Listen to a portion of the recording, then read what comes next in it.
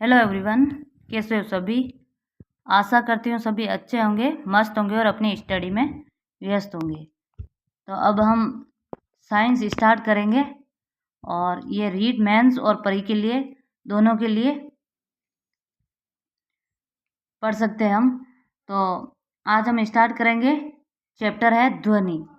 अब ध्वनि और प्रकाश को दोनों अंतर में समझेंगे। तो प्रकाश तरंगे स्वरूप होता है और ध्वनि भी तरंगे स्वरूप होता है। प्रकाश को माध्यम की आवश्यकता नहीं होती है, नो नीड ऑफ मीडियम, जबकि ध्वनि के लिए माध्यम की आवश्यकता होती है। अब है प्रकाश है जो निर्वात में भी संचरण गमन करता है और निर्वात में प्रकाश की चाल 3 × 10⁸ मीटर प्रति सेकेंड होती है, जबकि ध्वनि का निर्वात में संचरण संभव नहीं है। इसकी निर्वात में संचरण 0 मीटर प्रति सेकेंड होता है। अब आता है प्रकाश की प्रकृति। प्रकाश की प्रकृति अनुप्रस्थ होती है और अनुप्रस्थ में सुरंगों और ग्रतों का निर्माण होता है, जबकि ध्वनि की प्रकृति अनुदैर्ध्य होती है और इसमें संपीड़न और विलयन का निर्माण होता है।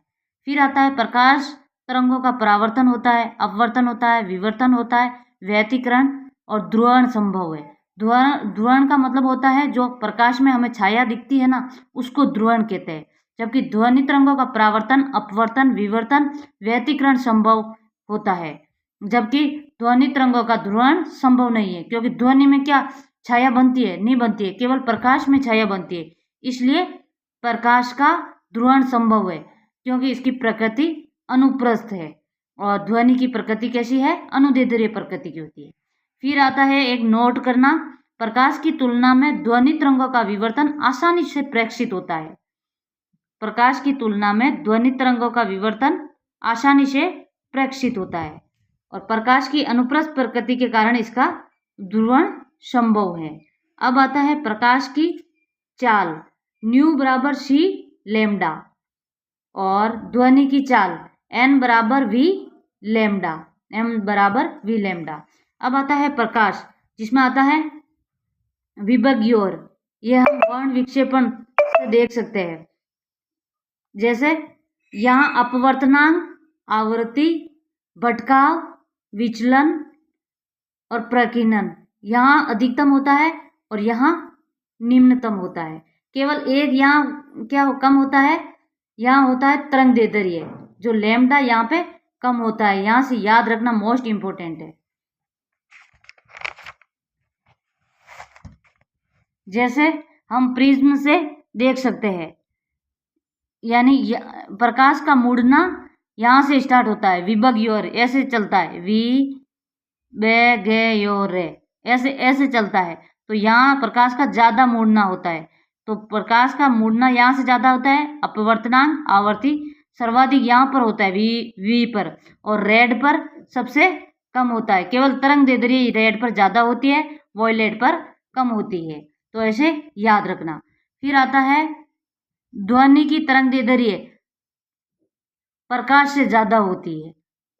ध्वनि की तरंगदैर्ध्य प्रकाश से ज़्यादा होती है, क्योंकि ध्वनि तरंगें माध्यम के गुणों पर निर्भर करती है और वायु में ध्वनि तरंगें अनुदैर्ध्य, प्रागामी और यांत्रिक तरंगें होती है। अब आता है ध्वनि तरंगों का संचरण। ध्वनि तरंगों की प्रकृति कैसी होती है?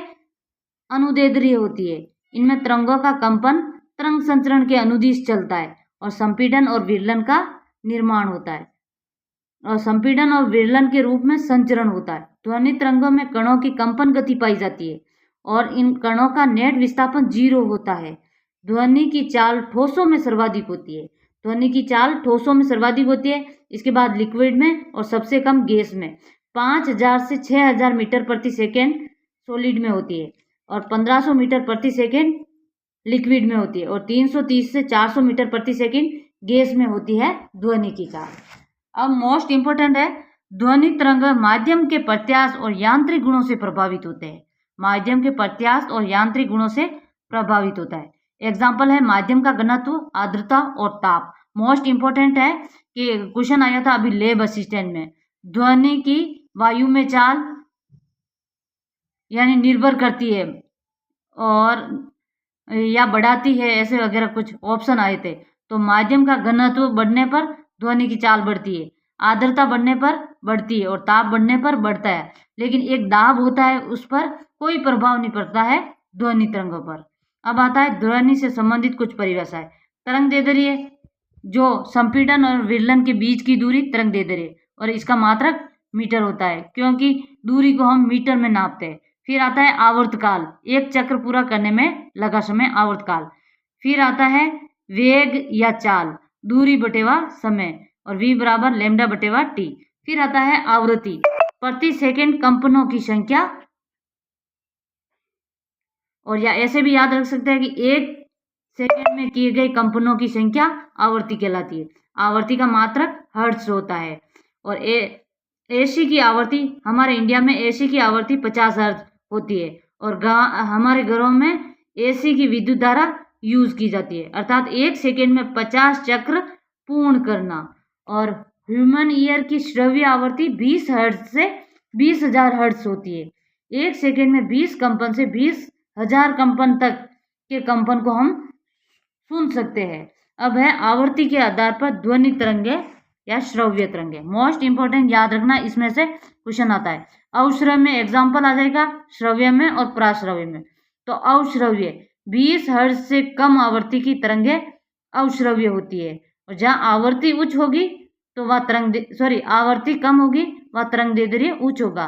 तो न्यून आवृत्ति की तरंग है तो तरंग दैर्ध्य उच्च होगा, और यहाँ लैम्डा होगा 17 मीटर की दूरी से अधिक दूरी तय करता है। एग्जाम्पल है ज्वालामुखी, विस्फोट और भूकंप अवश्रव्य। और श्रव्य जो मानव द्वारा सुनी जाती है 20 हर्ट्ज से 20,000 हर्ट्ज।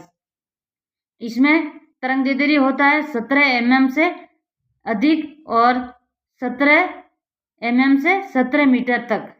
अब आता है प्रश्रव्य, 20 किलो हर्ट्ज से अधिक की आवृत्ति की तरंगे। इसमें आवृत्ति अति उच्च होती है और तरंग दैर्ध्य कम होती है, और 17 mm से कम दूरी की तरंगे। और इसमें एग्जाम्पल है चमगादड़।